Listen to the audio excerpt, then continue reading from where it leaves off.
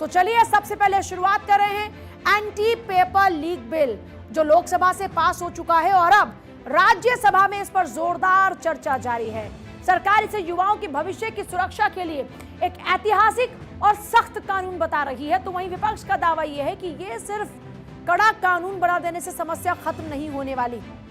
अब देखिए, इस पर सरकार का क्या कहना है वो जानना आपके लिए बहुत ही जरूरी हो जाता है। तो सरकार का कहना यह है कि भाई इस कानून के जरिए जो पेपर लीक का खेल है वो ज्यादा दिन नहीं चलेगा। सालों से करोड़ों युवाओं के सपनों पर जो डाका डालने वाले पेपर माफिया थे, अब उन पर ऐसा शिकंजा कसने की तैयारी जिससे बच निकलना आसान नहीं होगा। सरकार इसे सिर्फ एक कानून नहीं बल्कि पूरी परीक्षा व्यवस्था को पारदर्शी और सुरक्षित बनाने की दिशा में एक बड़ा कदम बता रही है।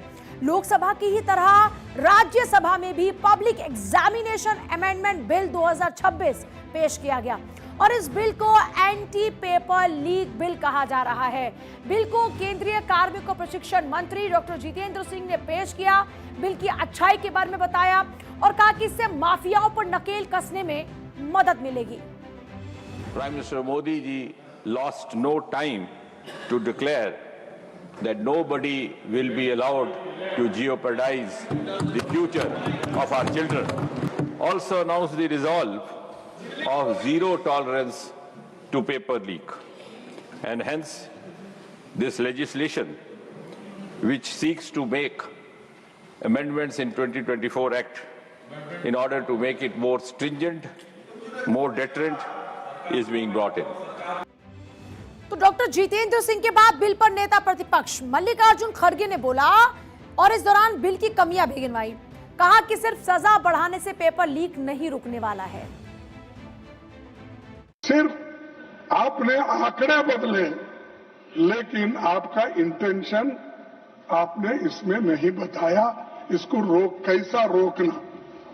इसीलिए मैं ये कहूंगा कि ये सब जो माहौल आज चल रहा है, इस माहौल को ठंडा करने के लिए और जो आज हमारे विद्यार्थी युवा जो सड़क पे आए हैं उनको देखिए, इस दौरान में मल्लिकार्जुन खड़गे ने ट्रेजरी बैंड से कई मांग की है ताकि पेपर लीक को कारगर बनाया जा सके।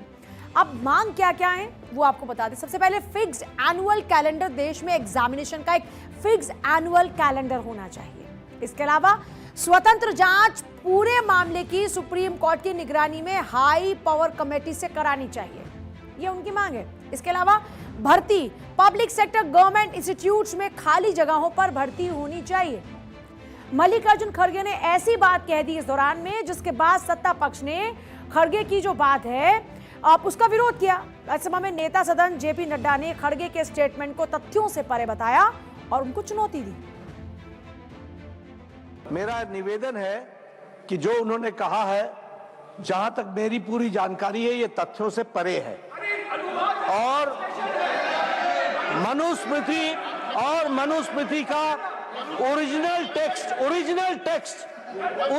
टेक्स्ट उसको ऑथेंटिकेट करे, ये ओरिजिनल नहीं है। तो देखा आपने, विरोध शुरू हुआ और बीजेपी सांसद सुधांशु त्रिवेदी ने अपनी बात रखी और संशोधित बिल के पक्ष में जमकर उन्होंने बैटिंग की और पक्ष लेते हुए जमकर तारीफें की, इसकी खूबियां गिनाई और बताया कि कैसे इसके जरिए माफियाओं पर लगाम लगाई जाएगी। हमारी सरकार ने जो भी कार्य किए, 2 चक्र की वार्ता की माननीय नड्डा जी ने और माननीय जितेंद्र सिंह जी ने।